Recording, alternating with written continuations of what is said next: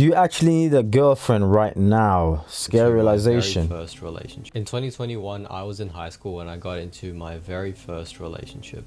So the girl I met through mutual friends. So she was pretty much a friend of my friend. And you know, she seemed cool. So, you know, we started texting. We didn't really talk face to face because we lived very far apart from each other. It's about a 30-minute drive separating both of us. And both of our schools were in completely different parts of my state, which is Sydney. So the day I met her was on a weekend and we were hanging out with our entire friend group. So all of our mutual friends were there and we pretty much had lunch together and it was pretty chill. And our mutual friends like purposely left both of us alone on purpose just so that us two can talk and, you know, get to know each other because it was our first time meeting. Eventually a few weeks go by and we started going on dates. These dates were pretty fun. We went to the city, we went pretty much everywhere in Sydney and ate food, watched movies, etc. You know, the typical high school dating type of thing. And this went on for about 3 to 4 more months. Throughout these few months, I remember texting and FaceTiming her almost all the time, on the phone, all the time.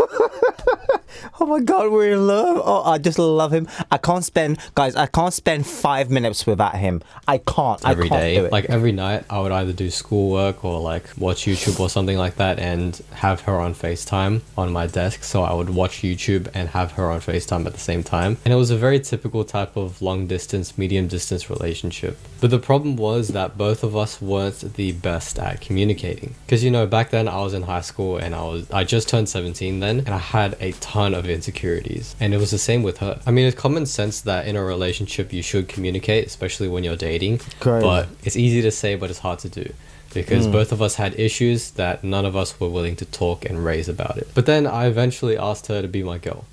So we went on a date one day and we were sitting together. It was in a pretty empty park near a shopping center. It was around Valentine's Day, so I got her gifts, she got me gifts, so I thought it was the perfect time to ask her to be my girl, and I did. And I have to say, looking back, it was kind of an act of desperation. I was pretty desperate to, you know, get into my first relationship out of curiosity, just to know what it's like, but at the same time, you know, get to know someone on a deeper level. So I kind of forced myself to like her a bit, which is really sad when you think about it, because back then I didn't really like her for being her. Whoa, this is taking a deep turn already. So guys, I'm about to skip this. There we go. I'm about to skip this just like I just done. But yeah, this goes to show you, young men, work on yourself, build yourself up. Because back then I didn't really like her for being her. And the thing is, at that time when I wanted to ask her out, I was kind of losing interest, if I'm being honest with myself. And this was my big mistake. It only took a week later when she broke up with me through text messages.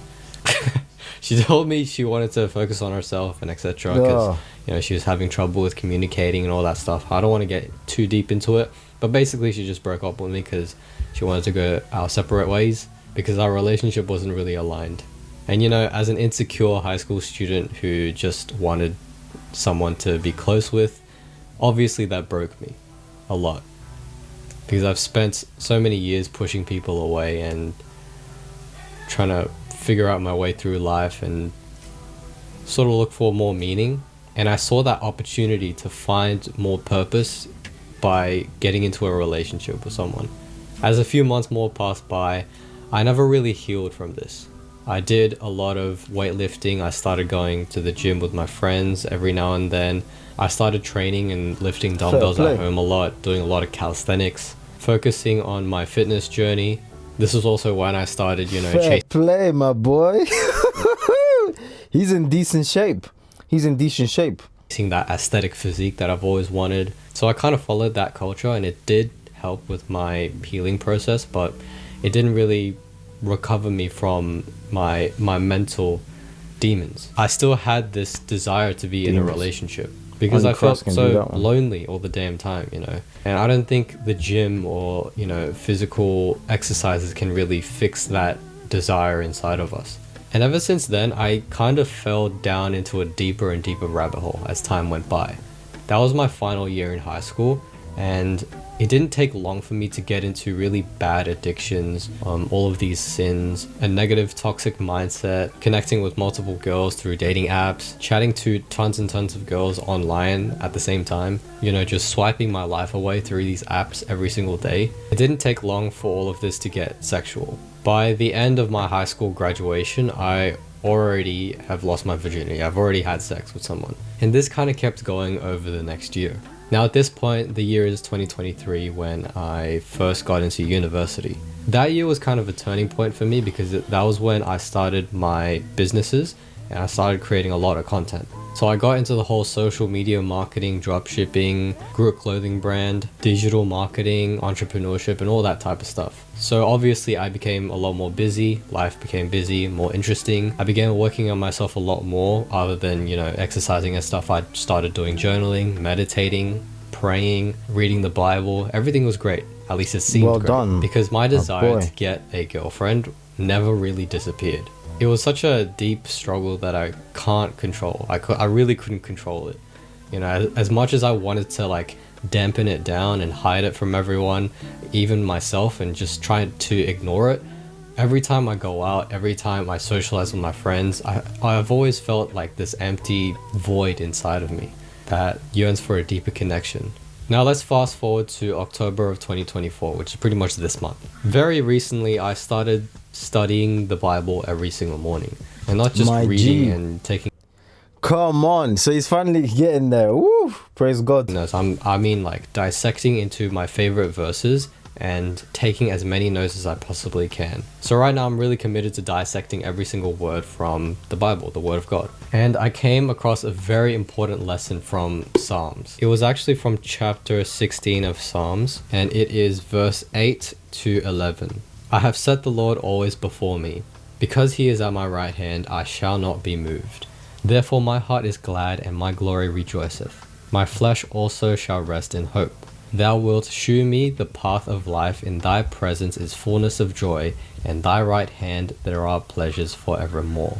So what do these verses mean? In verse 8, it says, I have set the Lord always before me, which pretty much says to always keep God close to you. Whatever relationship you have with God right now, you have to have a deeper connection compared to your relationship with yourself. And verse 9 pretty much says, if your spirit is in peace, therefore your heart and your body will be rested too. And verse 11 is actually the most important one. Thou wilt shew me the path of life. God pretty much reveals the plan of life for us. Not the path of sin, like lust, sex, dating apps, even a girlfriend or toxic relationship, desperation. But the real pleasure is actually taking God's right hand. It's just like when we give gifts and presents and compliments or advice to our closest people, our family or friends. And it's also just like when Jesus first entered into heaven, he took God's right hand. That is pretty much the ultimate pleasure.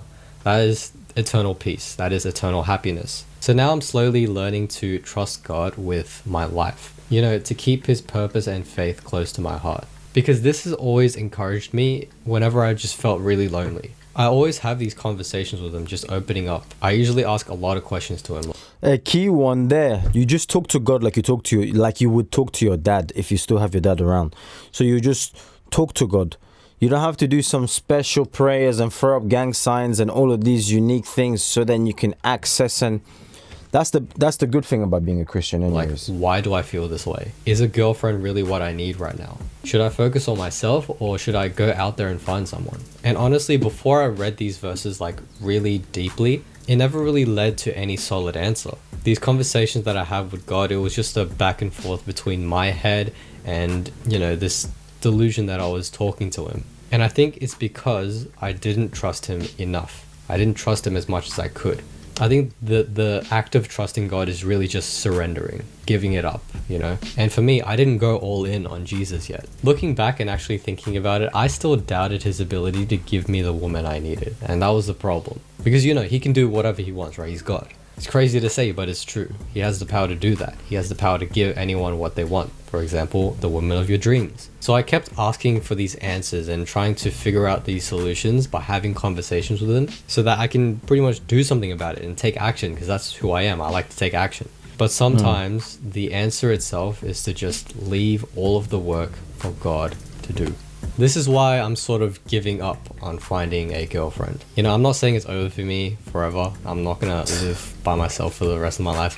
You know, obviously I want a wife, I want a family, but the more I study the Bible, the more I am at peace with myself, and the more I realize, like, do I actually need a girl right now? And hence the title, do you actually need a girlfriend right now? Okay, so it's a lot. You realize as a young man, it's actually a lot of working on yourself. If you don't work on yourself, then none of this is possible. You see, so you need to put in 100%, and God's gonna come and multiply that, basically 200, 500. You know, He can 10x it, however much, but it all depends on the effort that you put. So He's doing the right thing by taking care of His temple, His physique, getting himself right, doing all of that stuff.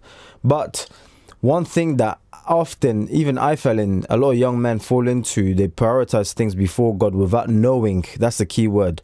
So for example, you could end up putting money before God, your job before God, and so many different things before God, when that becomes priority, basically, and God becomes second. So if you put God first, always above money, Mammoth, the spirit of money, you put God above anything, because you don't want to be involved in idolatry without you realizing, then things will start to fall into place according to God's timing. Okay, so let me know if you resonate with that in the comment section down below. What should there? Like, smash, subscribe, do all of that amazing stuff. Link in the description for the Patreon, for the private videos I post that I can't post on YouTube because they get taken down. And I'll catch you guys on the next one.